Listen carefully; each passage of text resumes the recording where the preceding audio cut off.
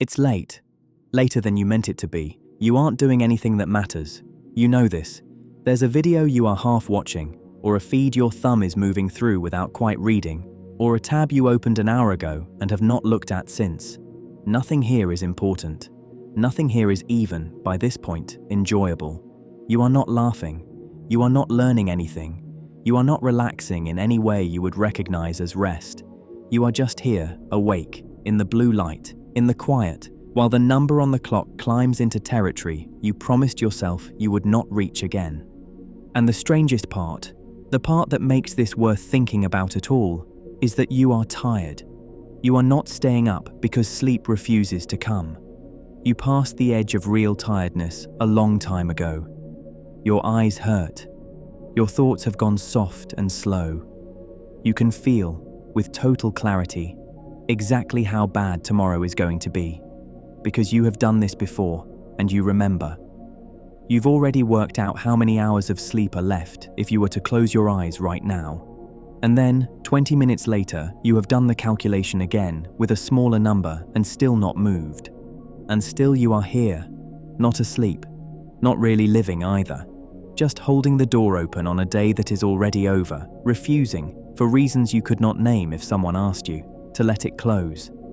If you have ever tried to explain this to yourself, the explanation you reached for was almost certainly a harsh one.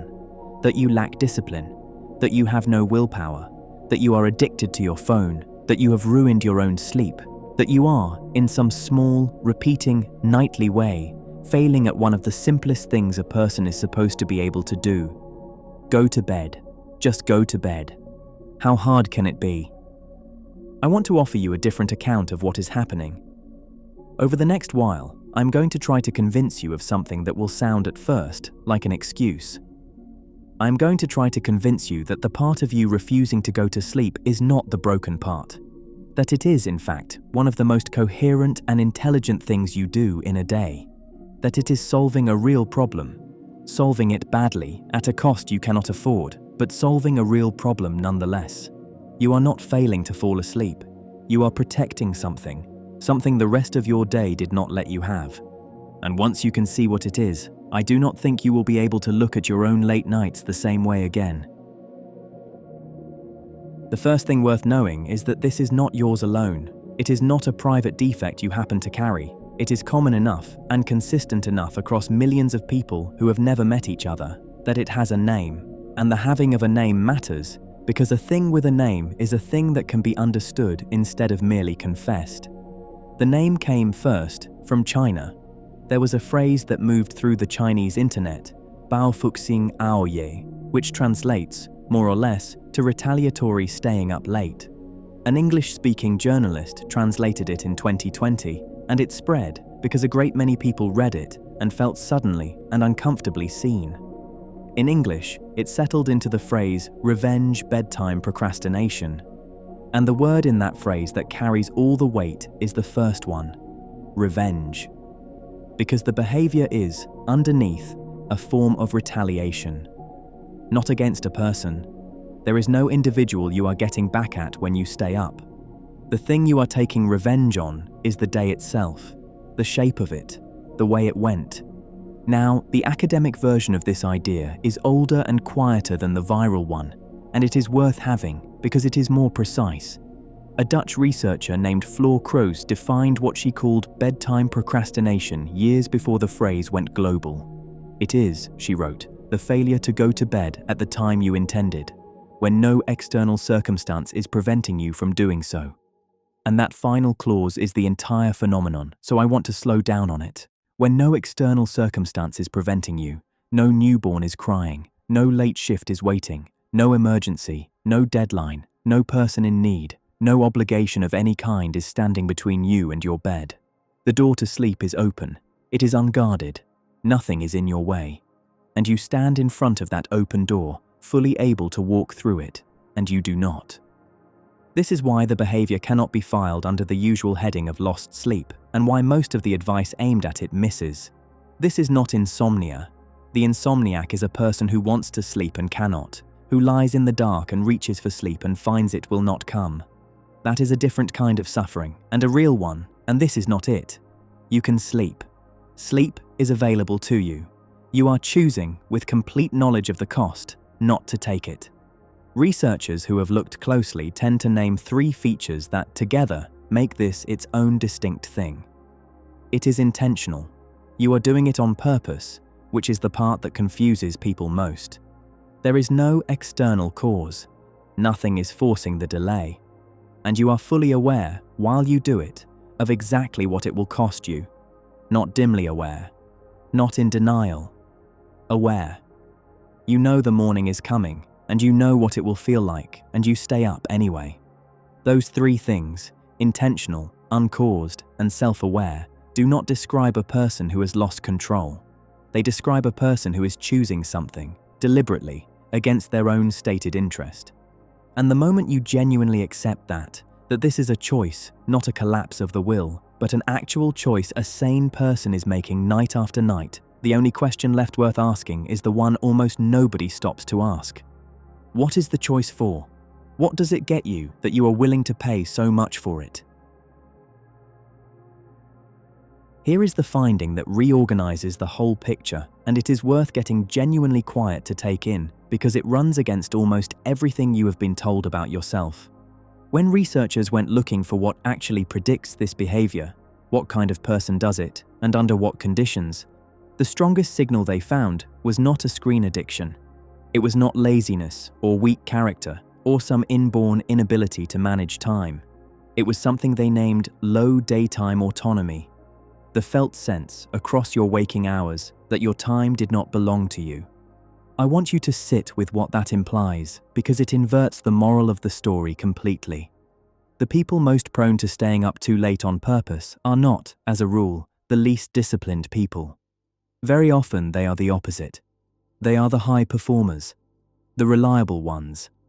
The people who give so much of themselves to the day's demands that by the time the demands are met, there is nothing of the day left that was ever theirs. The studies keep surfacing the same populations. Nurses coming off long shifts of high emotional labor and almost no control over their own minutes. Parents of small children whose every waking hour is shaped, claimed, and interrupted by the needs of someone smaller than they are. People in demanding jobs where the calendar is full before they wake. Every block already spoken for by someone who is not them. And, increasingly and tellingly, remote workers, for a reason I will come back to, because it reveals something exact about the mechanism. That remote work finding is worth pausing on because it isolates the mechanism so cleanly. For years, the commute home did something most people never noticed and never thanked it for. It was a buffer. An enforced stretch of in-between time belonging to neither work nor home, in which the working self could be set down before the home self had to be picked up. It was, for many people, the only reliably unclaimed time in the entire day, and it was structural, automatic, impossible to skip. Then, for a great many people, it vanished overnight. Work now ends and home begins in the same chair, in the same room, with no transition at all, the laptop closing at the exact moment the evening's obligations open. The decompression buffer is simply gone. And so the mind, deprived of its one built-in pocket of unclaimed time, goes looking for that time elsewhere, and finds it where it always was waiting, at the far end of the night. The commute did not just move people between places, it gave them a daily hour that was nobody's. Take that away, and the hunger for it does not disappear. It relocates to midnight. For a person whose entire day is claimed then, the night is not leftover time. That is the thing the productivity advice never understands. The night is not the scraps. For someone whose day belongs to everyone else, the night is the only time. The single uninterrupted stretch of hours in which no one wants anything from them, no one is watching, no one is owed, nothing is due. And the body knows this. The body, which has been keeping a quiet ledger all day long, has done the accounting. It has weighed one more hour of sleep against one more hour of being awake and unclaimed and free, and it has decided, not foolishly, not weakly, but with a certain brutal logic, that the free hour is worth more, and it makes that trade, and it logs it as a win, and it will make it again tomorrow. This is precisely why the standard advice fails, and fails so reliably. Put the phone in another room. Set a firm bedtime. Try melatonin. Practice good sleep hygiene. Every piece of it treats the night as the problem to be solved. But the night is not the problem. The night is the symptom. The problem is a day that left you no room to breathe, no pocket of time that was yours, no sense of authorship over your own hours. And trying to fix that by enforcing an earlier bedtime is like mopping the floor while the tap is still running. You can mop all night. You can buy better mops. The water is coming from somewhere else, and the somewhere else is the day. And notice, this is important, that the activity itself barely matters. If you ask people what they actually do in those reclaimed hours, the answer is almost embarrassingly thin. Scrolling, a show they have seen before. Online shops they will not buy from. Videos that blur together. Most of them will tell you, if pressed, that they were not even enjoying it by the end, that it had stopped being pleasant somewhere back around midnight, which tells you that the content was never the point. You are not staying up for the scrolling. The scrolling is just the cheapest thing to do with the hours.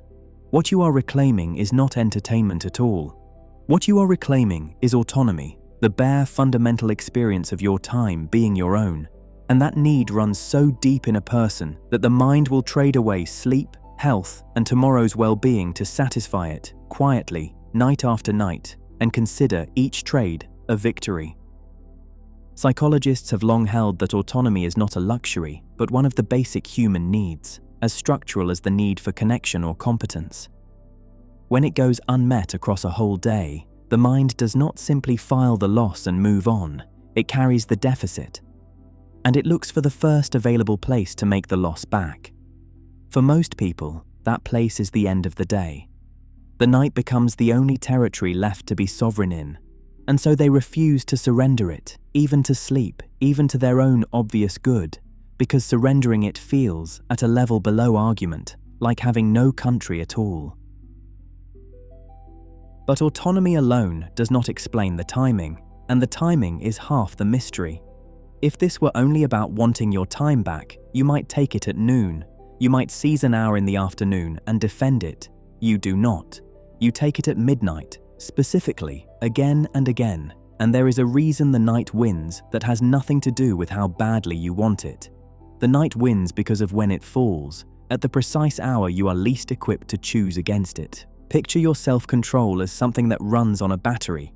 Every act of self-regulation through the day draws that battery down, and there are so many more of them than you ever count. Every impulse you swallow, every email you answer in a tone you did not feel, every time you were patient when patience cost you something, every time you stayed pleasant in a meeting you wanted to leave, kept working when your attention had drained, said the appropriate thing instead of the true one, managed your face, managed your voice, managed the gap between what you felt and what the situation permitted you to show. Every one of those is a small withdrawal. They do not feel like much individually, but they come from a single shared reserve, and across a day there are hundreds of them, and the reserve does not refill as you go.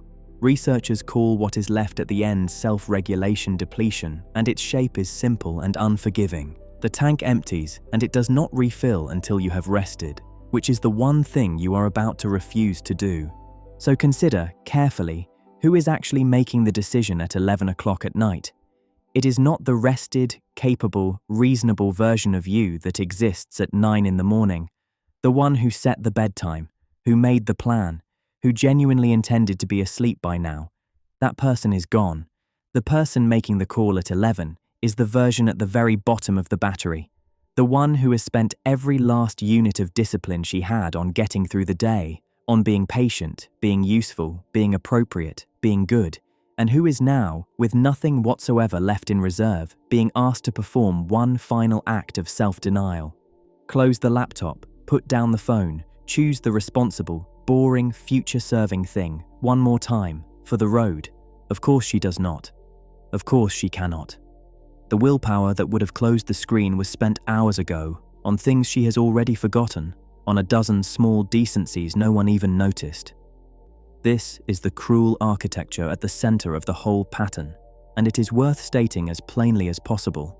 The discipline required to protect your sleep is drawn from the very same well as the discipline the day has already drained completely dry. By the time sleep finally needs defending, the defender has gone home for the night. There is no one at the gate. So the gate stays open and you stay up, not because you decided to in any meaningful sense, but because the part of you that could have decided otherwise is no longer answering.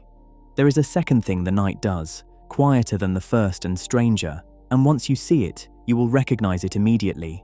The person who stays up does not quite believe in the person who will wake up.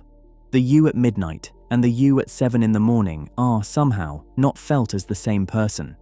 The midnight self treats tomorrow's exhaustion as belonging to someone else, a stranger who is not in the room yet, who has not arrived, whose suffering is therefore abstract and easy to spend. We are reckless and generous with the well-being of our future selves precisely because we have never met them. They feel fictional. So the night self takes the hour, freely, almost guiltlessly, and the morning self, who is entirely real and entirely innocent, wakes up and pays the whole bill. And the two of them never once sit at the same table to discuss the arrangement, because by the time the morning self exists, the night self is asleep at last, and by the time the night returns, the morning is far away and easy to forget. This is one reason the cycle is so stubborn. It is not one person failing repeatedly. It is two versions of a person, separated by sleep, each acting reasonably in their own moment, neither ever quite responsible for the other. So far, this has been mostly a story about deprivation, about taking back something the day had stolen. But there is a warmer layer underneath the deprivation, and for a great many people, it is the truer one, the one closer to the center. It is not only that the night is the only time that is free, it is that the night is the only time you get to feel like yourself. Let me start with the biology, because it matters and because so many people have been quietly ashamed of it for no reason. Roughly 1 in 5 people carries a genuinely delayed internal clock. This is not a metaphor and not a habit and not a character flaw. It is written substantially into the genes, into the timing of what are literally called clock genes, with names like PER3 and clock, and it is heritable, passed down like eye color.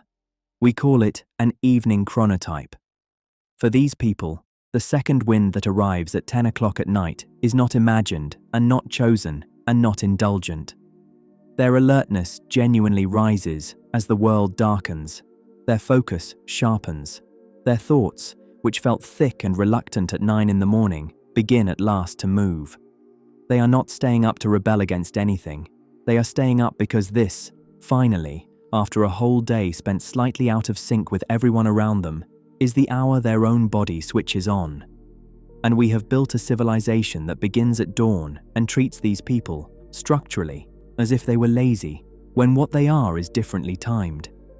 But there is something beyond chronotype, something that touches even the people whose clocks are perfectly ordinary, and it has to do with what the night removes. The world goes quiet.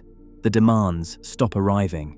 The phone stops lighting up with other people's needs and other people's emergencies and other people's small requests for a piece of you. The whole apparatus of being available switches off. And into that sudden silence comes a particular kind of thinking that simply cannot happen during the day. Looser, stranger, more wandering, more yours. The research on evening types is fairly consistent on this point. They tend to score higher on openness to experience, on novelty seeking, on exactly the kind of unconventional, associative, exploratory thought that requires an absence of interruption even to begin. The night does not transform you into a more creative or more interesting person. It does something subtler. It removes the conditions that were keeping you from being the person you already are. This is why, for so many people, the late hours come to feel almost sacred, and why giving them up feels like so much more than losing a little sleep. It feels like losing the only version of yourself that does not exist in service of someone else. The you that reads for no reason but wanting to. The you that makes things no one asked for. The you that follows a thought all the way to its end without being interrupted halfway through by a need that is not yours. The you that is not, for once, performing, not managing a face, not managing a tone, not being useful to anyone, not being good. During the day you are, to some degree, whoever the day requires. At night, in the quiet, you get to put that down and find out who is underneath it. And here, I think, the behavior finally shows what it has been about the entire time. The person who stays up too late on purpose is not avoiding rest, not really, not at the deepest level. They are, in the only window the day left open to them, trying to be a whole person, trying to recover the self that the daylight asked them to set aside, trying to spend a few hours as someone other than an instrument of everyone else's needs. That is not a discipline problem.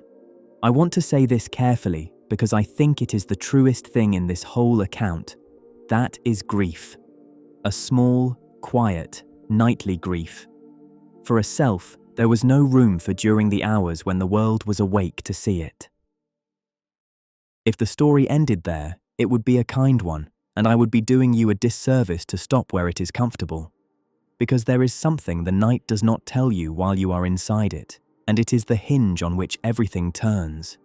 The relief is real, and the relief is also a trap. And the trap is shaped, exactly and cruelly, like the relief itself. Watch what actually happens across the arc of a late night, honestly, the way it really goes. The first part feels like freedom, and it genuinely is freedom. I am not going to pretend that the relief is an illusion, because it is not. The autonomy is real, the quiet is real, the sense of having clawed back a piece of your own life is completely real, and it is the reason you keep coming back. But somewhere past midnight, past 1, the reward begins to sour. You can almost feel the exact moment it turns. The freedom thins out and goes flat. What is left is no longer pleasure, no longer reclamation, no longer anything you would choose.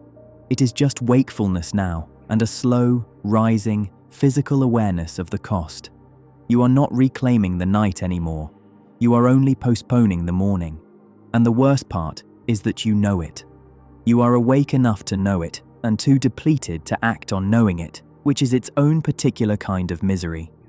This is the thing that makes it a cycle rather than merely a bad habit, and the logic of the cycle is worth tracing all the way through because it is airtight and it is the reason you cannot simply decide your way out.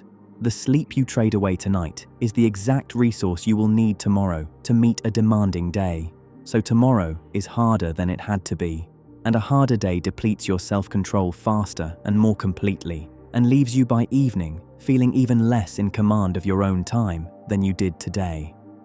And the less control you feel during the day, the more fiercely the need for autonomy builds inside you, until night comes again, and the only relief you have ever reliably found for that particular ache is the very thing that has been deepening it the whole time.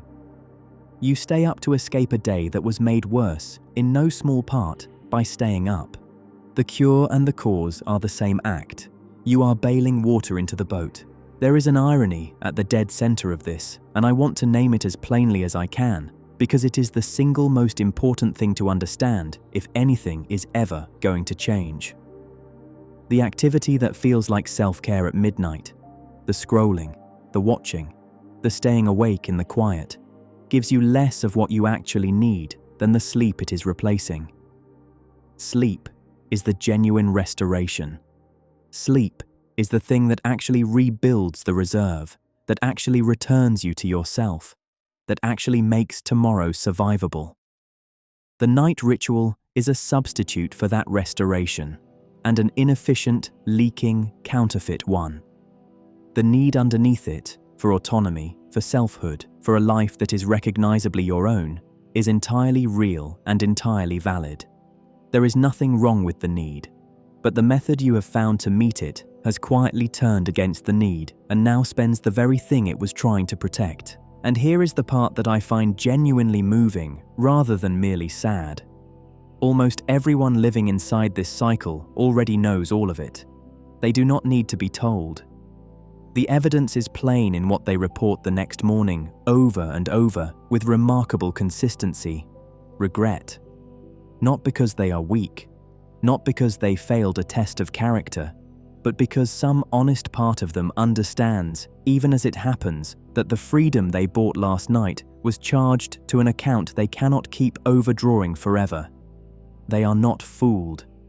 They are just tired and trapped and reaching every night for the only relief they have ever found, knowing it is the wrong one, unable in the moment to reach for the right one because the right one, rest, has come to feel like the enemy. And this is the cruelty of it, the thing that separates this from an ordinary bad habit. The knowing does not help. With most habits, awareness is the beginning of the end.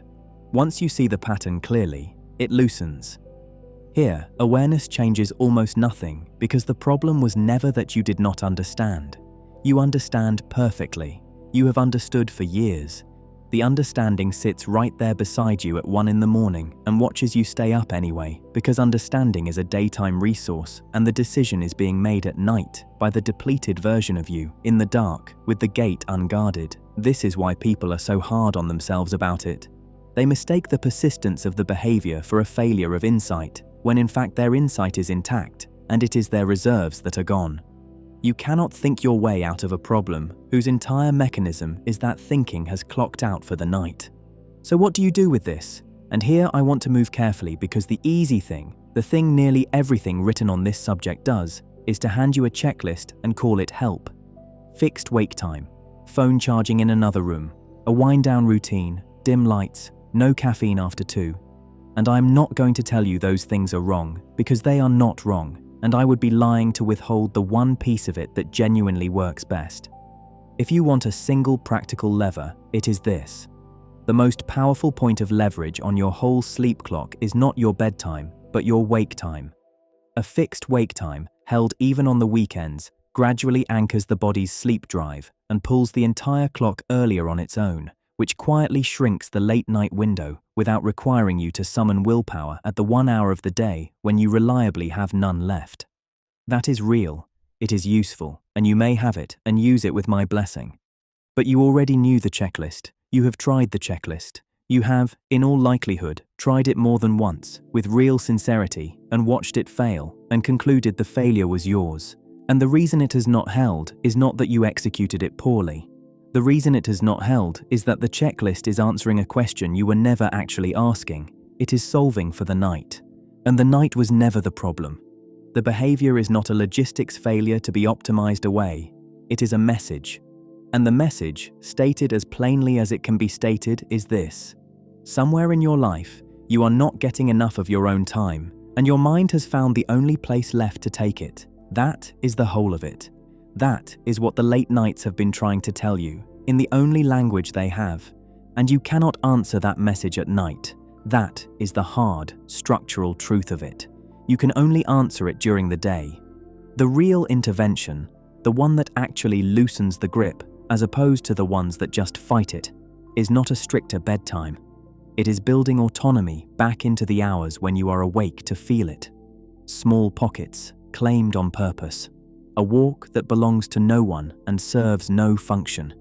A genuine break that is actually a break and not simply a different shape of work.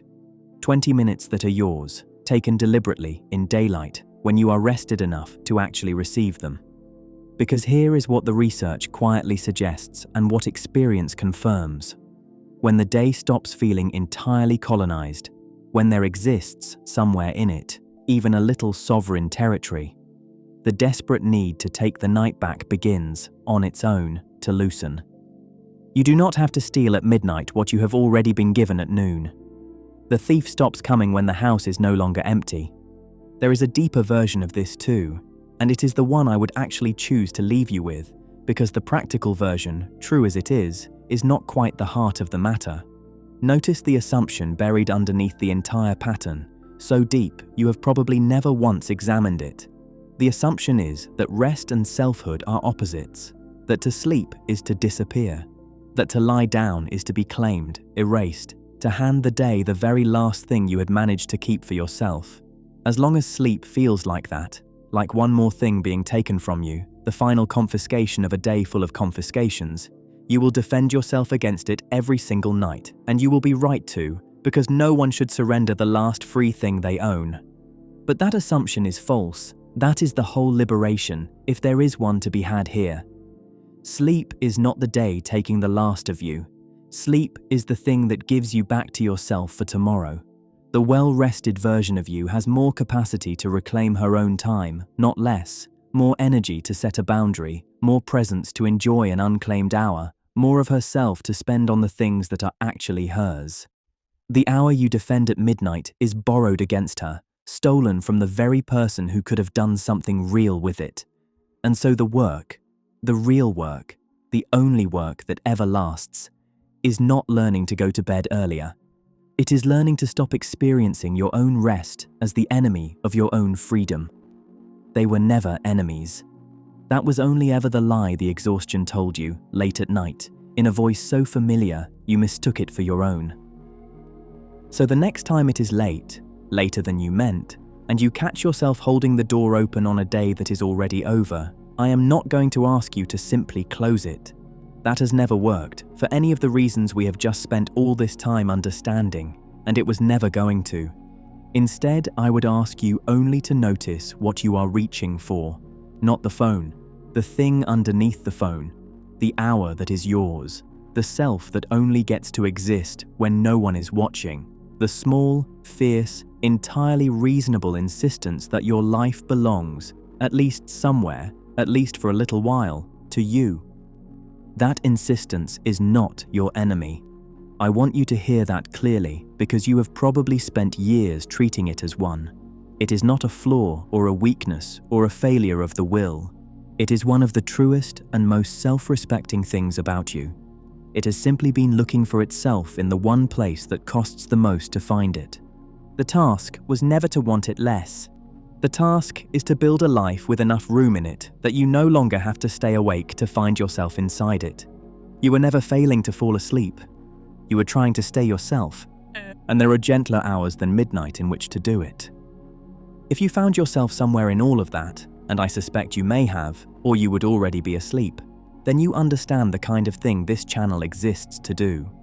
We sit with the quiet patterns most people are simply told to fix, and we try instead to understand them. To take seriously the things you do in the dark when no one is asking you to perform. If that is what you have been looking for, you can subscribe and stay a while. There are more of these, and they are all, in one way or another, about the same thing, the difficult, ordinary work of being a person, but not tonight. Tonight, if it is late where you are, perhaps let the day close. The rest of it will still be here in the morning, and so a little more rested, will you?